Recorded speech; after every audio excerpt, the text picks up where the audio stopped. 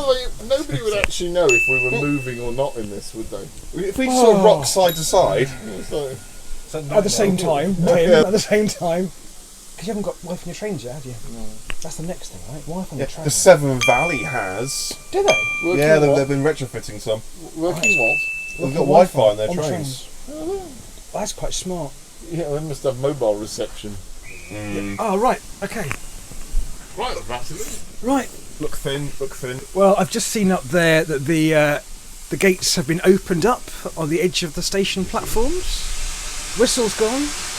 Who am I with? Oh, I'm Tim Dunn, and I'm with, of course, Chris Price, General Manager of North Yorkshire Moors Railway. Chris, thank you for joining us. Thank you very much, Tim. Much pleasure to have you here. Super. And here I've got Tom Bright. Tom, what do you do, Tom? I'm the Deputy Editor of Steam Railway magazine.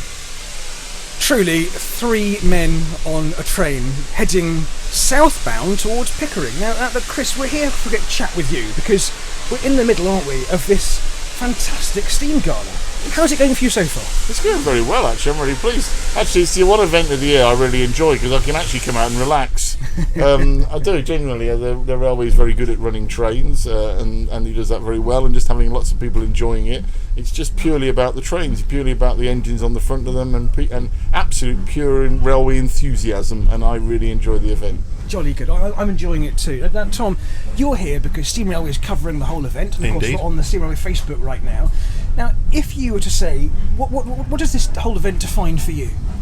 It defines to me what the movement is all about. We've got a fantastic selection of locomotives here from various different railway companies, incredible rolling stock like the vehicle we're travelling in now.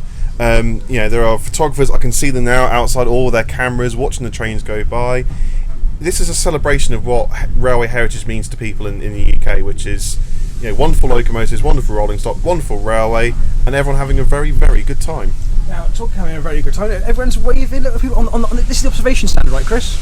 Yeah, it looks like a set of gallows, but it is there so people can watch the trains leaving Gromont. We're now going into the tunnel. It could get a bit dark. Yeah, we might lose you. Just a moment. We'll come back.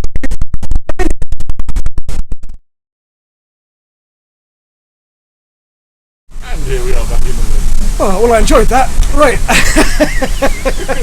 Chris, we're going past the MPD now, and of course this is the heart, isn't it, of the railway, especially during a gala. Well, especially during a gala, because it's obviously where all the prep work's done. They're coming in at 4:30, 5 o'clock in the morning to get these engines running. It's been quite frustrating because not all the engines are available. I mean, it's quite nice for us in the 9F now, but things like the Q6, we weren't able to get that ready in time. It's literally minutes away, but just wasn't able to get there. But they've been working so hard. But the whole railway's been working hard, really. It's been a very, very difficult week for us, but we've still managed to produce a gala and enjoying the process.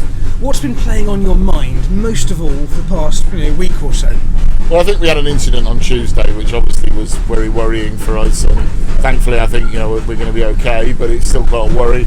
And then we took a whole set of coaches out just before the gala, which that was really handy.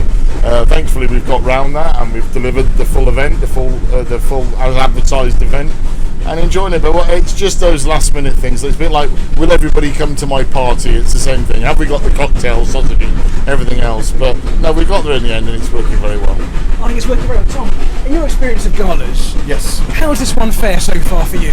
I think it's been excellent. There's lots of trains, lots of things to enjoy. It's not too busy as well. It's busy, and there are plenty of people here. I mean, there are thousands of people who turned up this weekend, but because there's so many different things going on all over the railway, you can enjoy it. You're not running around hectically trying to get on the last train. You've got this wonderful compartment here. It's just a lovely. It's how galas should be. There's lots to see, lots to do, and lots of places to enjoy it. There's people down there I can see waving, like the general public, as in non-enthusiasts probably, just waving down there. It's like an atmosphere, isn't it? It is. That's one thing I like about this event. It is an atmospheric event. There's very little stress. And I think you're absolutely right. I think we've controlled the numbers this year because obviously we're concerned about such things, and it's really made the event. We're last year, the year before, before the pandemic, the gala then was absolutely rammed. We were standing, very, very uncomfortably close to each other, and this event's not been like that at all. But financially, it still worked for us. Financially, we've still ticked all the boxes. It's worth doing, and I think we want to do galas because we enjoy them, not because they make money. We've taken away that shackle. This is about having fun and showcasing the railway and being proud of what we do. Could that be a model then for the future, do you think? Perhaps limiting numbers in future, because actually it's a more pleasant experience for everybody in the round.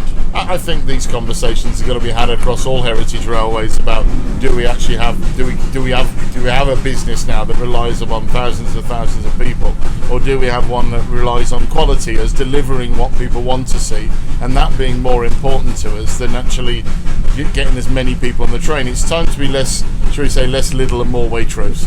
Yeah, absolutely. It's very interesting to see that, because we see it in on the continent, don't we? We have ticketed events, and for many years, many galas over there have been limited numbers, but you have more space to enjoy it, and there's perhaps fewer things in your way. Yeah, exactly. I mean, and we work hard, but we're doing this event not as selfish, I know, but we're not probably doing this event for the people who come and enjoy it. We're actually doing it for the people who are proud of their railway, including me, who want to show off and say, look, this is the maximum we can do. All the toys are out of the box, we're playing with them on the floor, and it's great fun. All out of the box. What's your favourite thing about running a gala? My favourite thing is usually the unsung star of the show. So everybody assumes it's Tornado and Lady of Legend, but actually, what people don't realise is an ATF hasn't been on the North Yorkshire Moors Railway very often. I think it's only the second time in over 53, 54 years that the North Yorkshire Moors Railway has had an ATF. And actually, seeing what an incredibly perfect machine it would be for the North Yorkshire Moors Railway is actually incredibly frustrating. But for me, it's the unsung heroes. Last year it was the Hall. Oh, sorry, 2 years ago it was the Hall. I really enjoyed that being here. But everybody was looking at the star of the show then, and really the Hall was the star for me. I mean, it was a king for everybody else, although Piglet did manage to put a 9F tender first on the front of it, which upset a few people. But we're not going to do that this time on this gala. So. Now, Tom, yes. You've been to loads of galas over the years, haven't you? What for you makes a good gala? I think a strong loco lineup, a variety in the lineup, which we've got here.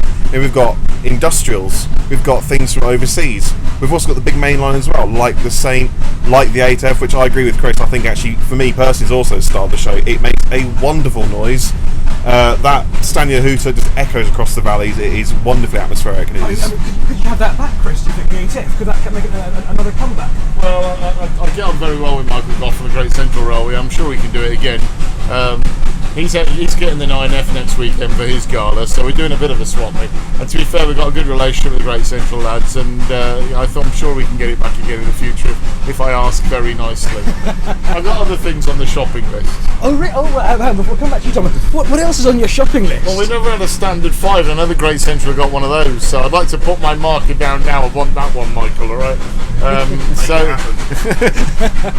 I'd like to see a standard 5 on the railway, but there's what we want to do now is look at engines that aren't synonymous with the North Yorkshire Moors Railway. Yeah. I know that's going to upset some of the purists who'd like to see every northeastern engine up and down the railway, but a gala's a gala. It's having fun, right? Exactly. They had exchange trials, and they celebrated those, post nationalisation, pre nationalisation. So why can't we do the same? Why can't we have exchange trials and try out a different engine? And seeing Lady of Legend taking 7 coaches up Dromont Bank was actually, there was a lot of people out there, would she, wouldn't she? And she does, which is pretty nice. In fact, yesterday afternoon, I was talking to some of the staff down at Gromont, and they were like, yeah, no one's really quite sure if she's going to make it up the hill with 7 on, and she did, and it sounded magnificent and looked fabulous, right?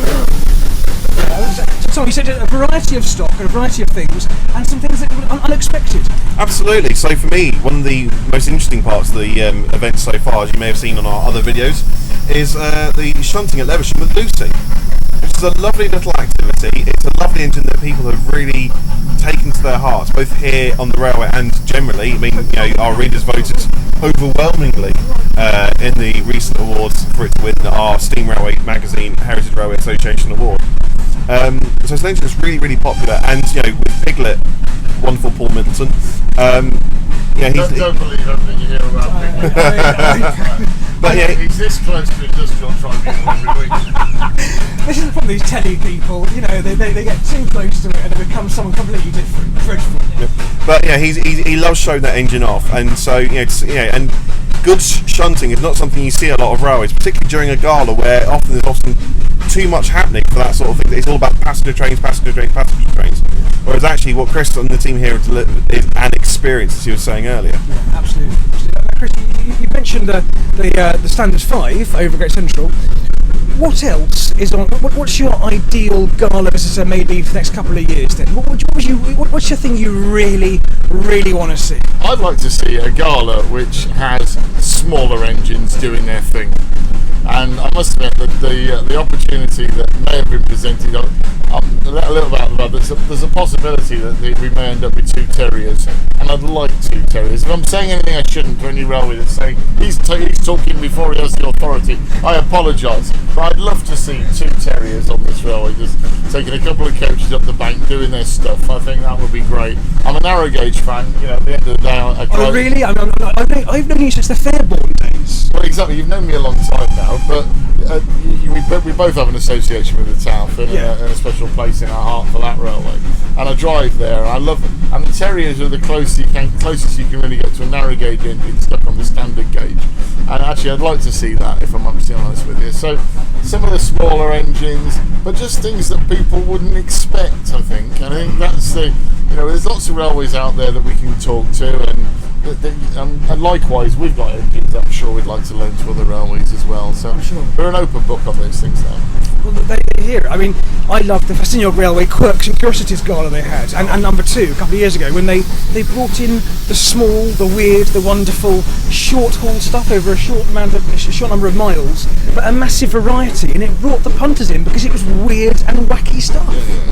There is. I'm a bit naughty because I'm enthusiastic about railways, and I do like railways, and I've always liked railways. 40 years I've been working it, but I'm not what you'd call a pure railway enthusiast. I don't have a moment in time which I feel should be preserved in aspect. I believe we should celebrate preservation for what it is now, and it is eclectic, it is a mix, and actually just accept that eclecticity and don't worry too much about having things as they were in a certain point in time. Just enjoy your heritage railways for what they are. Lovely.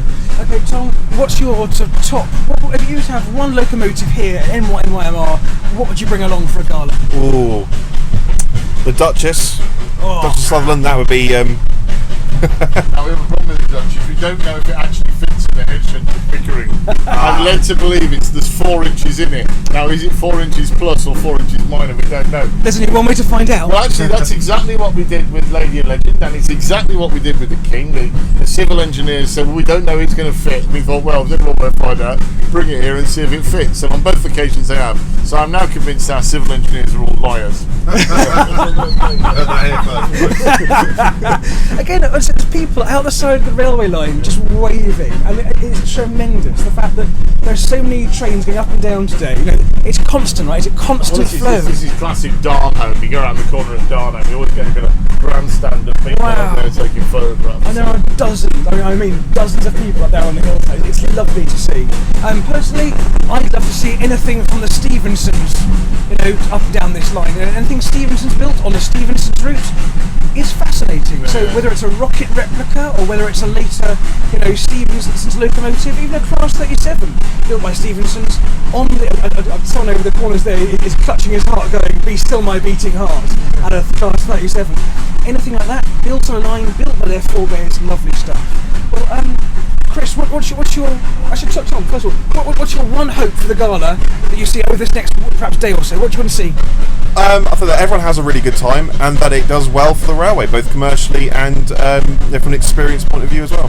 Okay. Well, as we near up towards Gotham railway station, just Chris, what do you want to see over the next 24 hours, the last bit of the gala? Well, my immediate concern at this moment in time is whether the beer pumps are working at 𝙎𝙬𝘽𝙎𝘾 when we get there. If that happens, I'm fine with everything else, really, at least for the next 6 or 7 hours. But after that, really, it's not. Yeah, I see here what we say about commercial success, but the most important thing is what Tom said first, which is absolutely right. Is what we want to see is people go away having enjoyed themselves. Well, Chris, thank you very much indeed.